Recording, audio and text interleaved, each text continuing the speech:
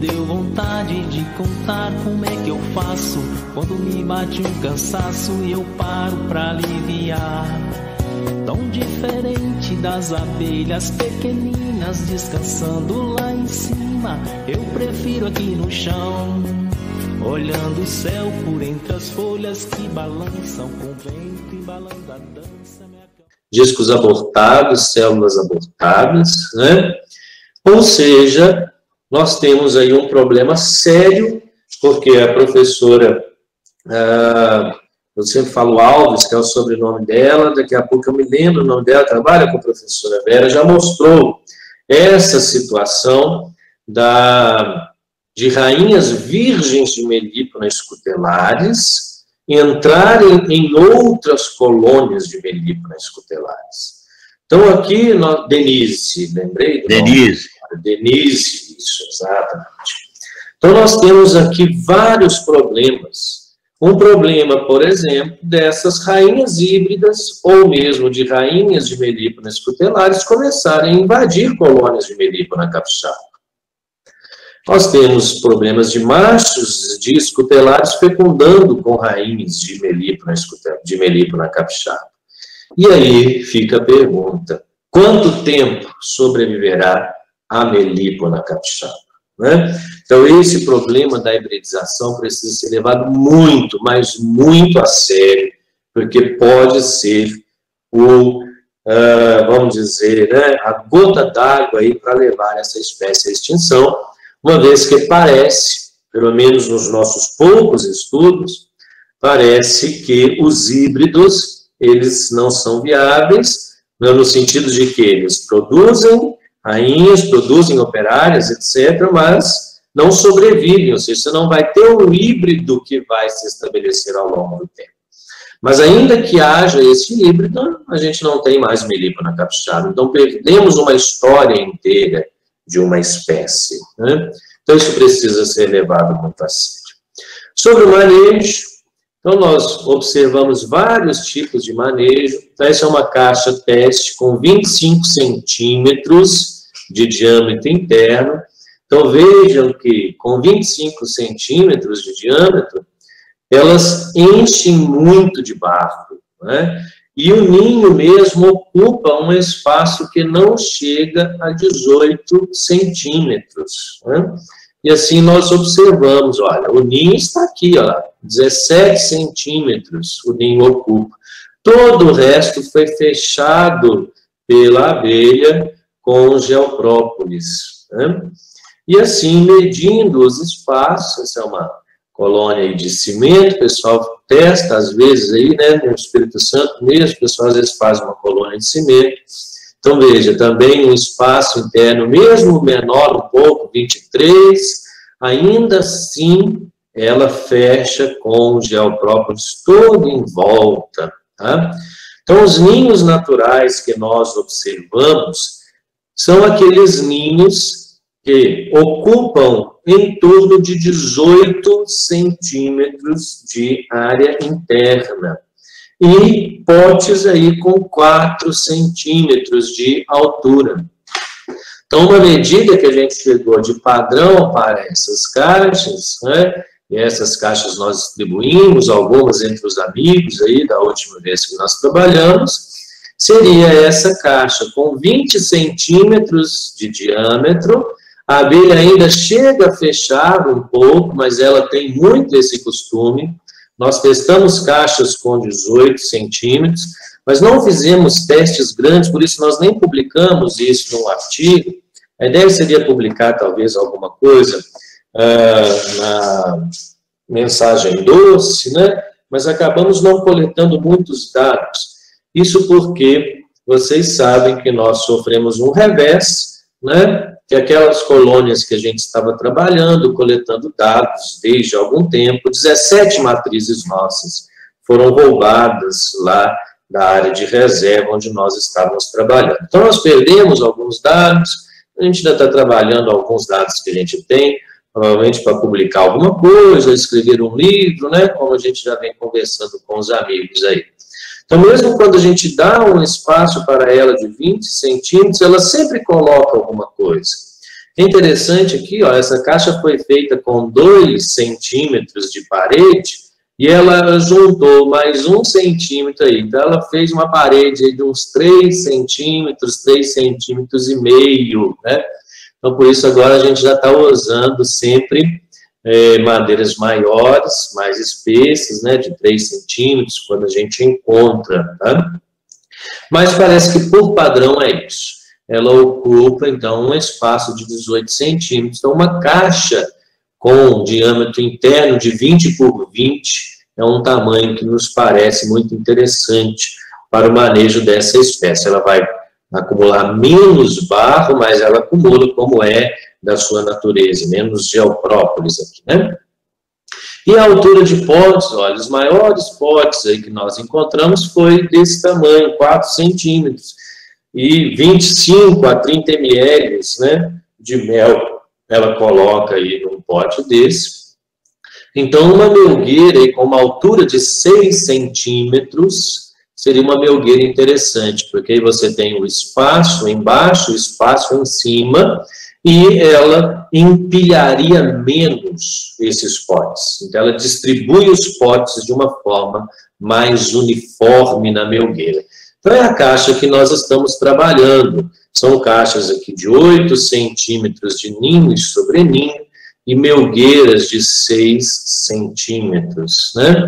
Então, essas, por exemplo, são as únicas lembranças e memórias das nossas abelhas que infelizmente foram surrupiadas aí, ó. Foram essas as colônias aí. São os reveses que a gente passa. Olha, todas elas foram levadas, ó.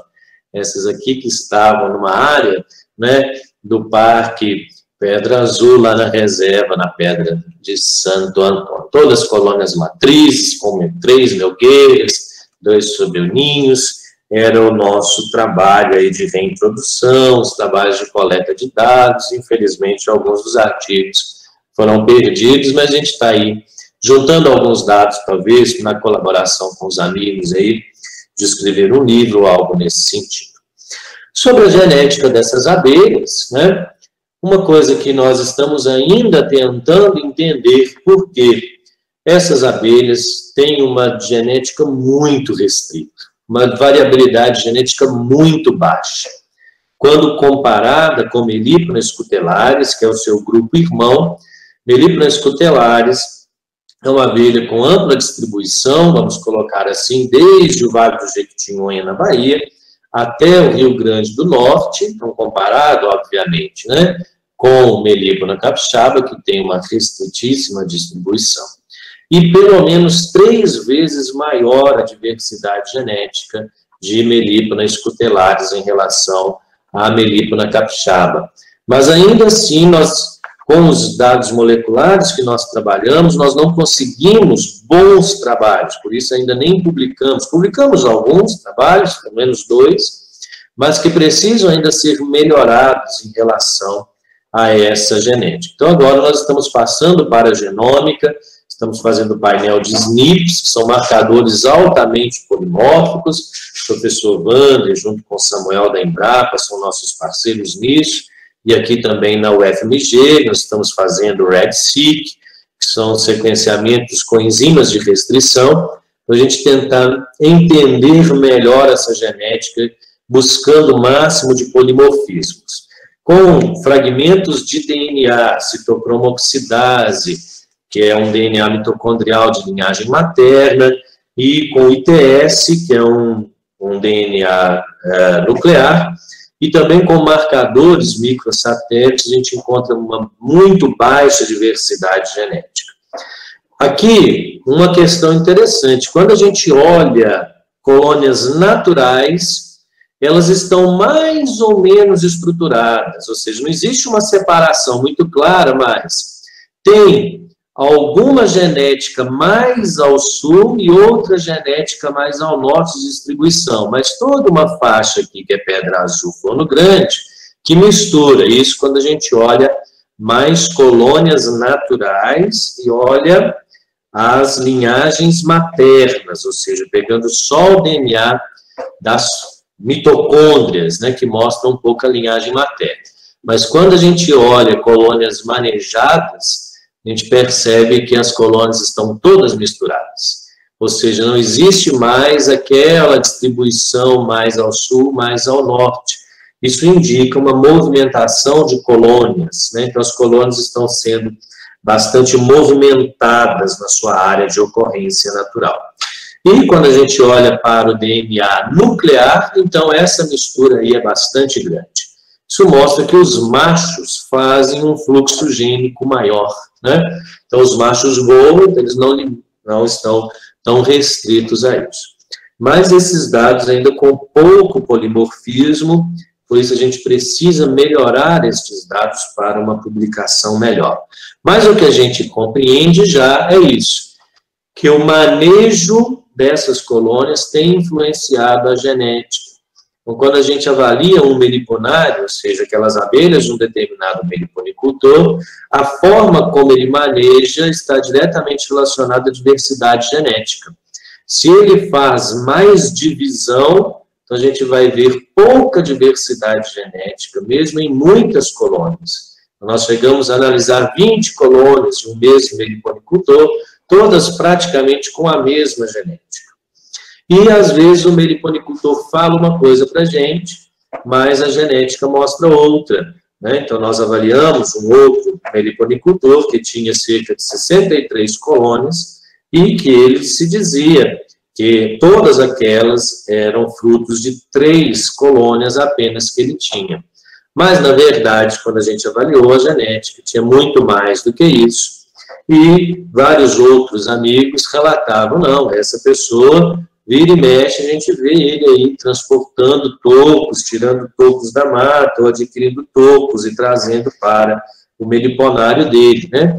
Então, que de fato a genética mostra como a pessoa faz, de fato, o seu manejo. Então, nós vamos encontrar desde meliponários com baixa diversidade genética, porque ele faz multiplicação de poucas matrizes, até aqueles meliponários com mais diversidade genética, porque ele reintroduz, seja adquirindo colônias de outros criadores, seja retirando natureza ou comprando, né, de pessoas que trabalham com motosserra ou coisas nesse sentido. Bom, outros trabalhos aí que o nosso grupo já fez, né? Então tem o trabalho da Lorena, que analisou a qualidade do mel, algumas características do mel, que não vou entrar em muitos detalhes, mas o mel de capixaba parece ser um mel mais ácido do que outros méis de outras espécies, tem um pH menor e uma acidez maior, né? Em quantidade de umidade ele é parecido, mas tem uma variabilidade. Então a gente encontra desde mel mais grosso dentro da própria colônia até mel um pouco mais ralo. Especialmente tem bastante mistura no mel de capixaba. Então aqueles que já tiraram os potes de forma separada, nós já fizemos isso algumas vezes. Então quando você tira o mel do pote, você tira de um pote, depois tira de outro e vai separando, às vezes dentro da mesma colônia você tem 3, 4 cores diferentes de mel, né? E sabor totalmente diferente. Desde o mel clarinho, quase branco, que colônias de capixaba coletam muito aí, especialmente nas regiões nativas, né?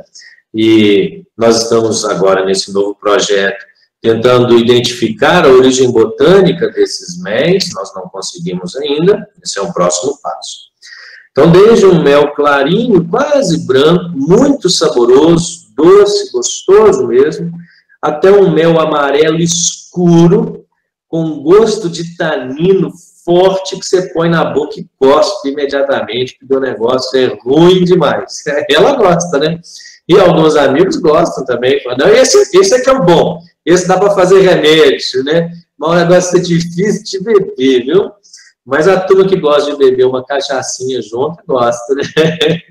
Então, dentro da colônia, a gente vê essa variabilidade muito grande, né?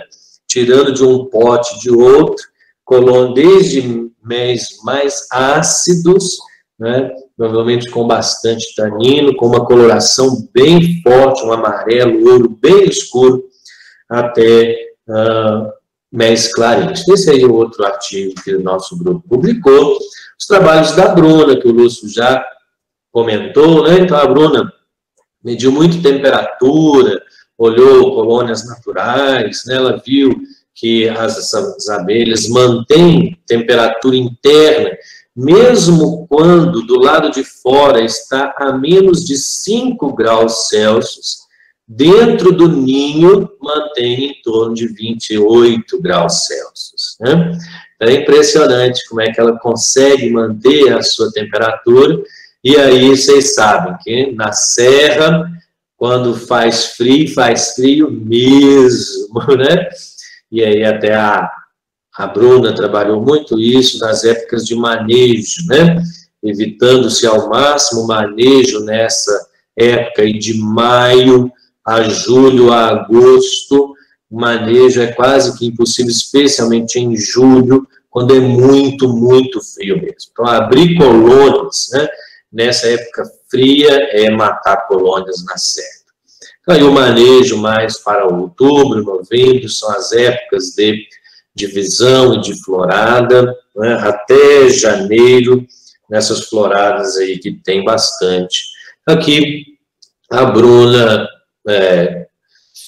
analisou vários tipos polínicos, não vamos colocar aqui, somente alguns, né? Então, a abelha capixaba coleta muita euforbiácea, muita fabácea, cena, né, que é uma florzinha amarela, ela coleta muito, melastomastáceas, tibolquina, né, que são essas, o pessoal chama aí de quaresmeiras, né, então elas trabalham muito, mirtáceas, piperáceas e eucaliptos também. Uma coisa interessante que esse trabalho que a Bruna fez e a gente colaborou, quando colônias são manejadas próximos de áreas que têm eucalipto, as abelhas vão muito no eucalipto, muito. Quando elas são manejadas, né, ou seja, colônias nativas que estão dentro de áreas naturais, elas quase não coletam eucalipto, mesmo estando na área de raio de voo dela. Ou seja, o que parece é que ela coleta eucalipto, que é o que tem, né? Quando tem uma diversidade de floresta, como ali na Águia Branca, ela vai coletar as nativas, né? Então, isso foi apenas uma observação, é óbvio que isso necessitaria aí de um desenho experimental mais controlado, né? E a gente não teve condições. É muita coisa para fazer, muito trabalho interessante a ser feito com melípona capixaba. Esse é um deles, ó. Essa foi uma das primeiras observações que a gente fez ainda lá no mestrado, coletando colônias de melípona capixaba, e não raro, coletando operárias na boca da caixa, elas vêm com polinários presos ao escutelo, né? E analisando a morfologia desse polinário, nós percebemos que são de orquídeas, né, da tribo Maxillariinae, e que tem várias espécies de orquídeas nativas e orquídeas, inclusive, ameaçadas de extinção, né, aí no Espírito Santo. E também melípona capixaba visitando muito flores de palmito jussara. Então, esse é outro trabalho que nós gostaríamos, em algum momento, de fazer, né? Que parece haver alguma relação dessa espécie com outras plantas ameaçadas de extinção, né? E aí nós temos palmito jussara ameaçados de extinção, várias orquídeas ameaçadas de extinção. Então, é um caso interessante aí. Não é muito comum, apesar de existir outros relatos, né? O Lubick já mostrou isso para várias espécies de melípona, mas não é tão comum, é mais comum para a Zeuglossine. Mas aqui, ela visitando orquídeas, e aí fica grudado, né, o grão de pólen. Nós não sabemos se ela é, de fato, um polinizador efetivo, né, se ela consegue transferir o grão de pólen para outra planta e assim fazer a fecundação. Apenas uma observação dela carregando esse grão de pólen. Aí é um polinário, né, são milhões de grãos de pólen aí nessa bolsinha. Né? Bom, sobre o futuro, o que nós queremos fazer é transformar esse corredor Pedra Azul Forno Grande numa área de conservação natural da espécie, em que essas matas, então essa é a mata típica de floresta umbrófila, tipo montana, né, essas árvores altas, que ocorre então nesse corredor, desse lugar maravilhoso, viu? Já falei com o João uma vez, eu acho, com os amigos aí, quando eu morrer, vocês mandam cremar e joga minha cinza aqui, viu, João? Eu vou poder morrer tranquilo e feliz aí, ó, nessa Pedra Azul bonita, todo lugar bonito, né?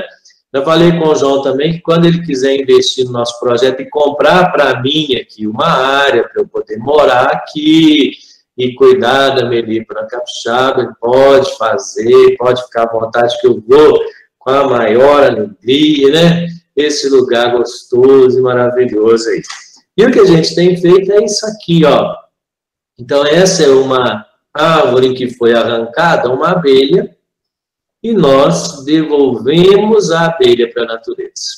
Então, daquelas caixas que nós manejamos, dividimos e criamos, então a gente trabalha esse toco, né, e colocamos de novo lá a abelha e fechamos na frente, né, com madeira, que usamos barro, né, para selar e tudo mais. Então, isso aqui foi feito no ano de 2016 e está lá até agora, tá? Uma colônia forte, então já vai aí para 5 anos, né, que essa colônia está aqui, mantém-se, obviamente, numa área protegida, né, e a partir disso aqui a ideia é fazer mais isso nestas áreas naturais, na reserva Águia Branca, em Pedra Azul, em Forno Grande, para que essas colônias possam, então, enxamear, né, soltar colônias aí na natureza e reintroduzir. Para isso, nós estamos tentando fazer uma análise genética mais acurada, mais eficaz, para que a gente possa genotipar essas colônias e selecionar quais colônias a gente deve ter como prioridade para voltar para a natureza. Porque eu posso conseguir de um meliponicultor, eu falo, não, te dou as 10 colônias, você pode voltar todas para a natureza, mas se essas 10 colônias são todas da mesma genética, então nós não estamos conservando diversidade genética. O mais importante, né, seria fazer isso. Por isso o nosso núcleo, chamado assim, núcleo de reprodução geneticamente assistida, em que a partir de genótipos selecionados, a gente possa devolver para a natureza e formar populações nativas, naturais, de conservação, com uma diversidade genética, em que haja variabilidade, em que ela tenha potencial evolutivo. Muito bem, João, era isso, agradeço, né, a oportunidade mais uma vez e estamos à disposição dos amigos. Observando aquele vão por entre as telhas, um enxame de abelhas parou para descansar. Me deu vontade de contar como é que eu faço quando me bate um cansaço e eu paro pra aliviar. Tão diferente das abelhas pequeninas descansando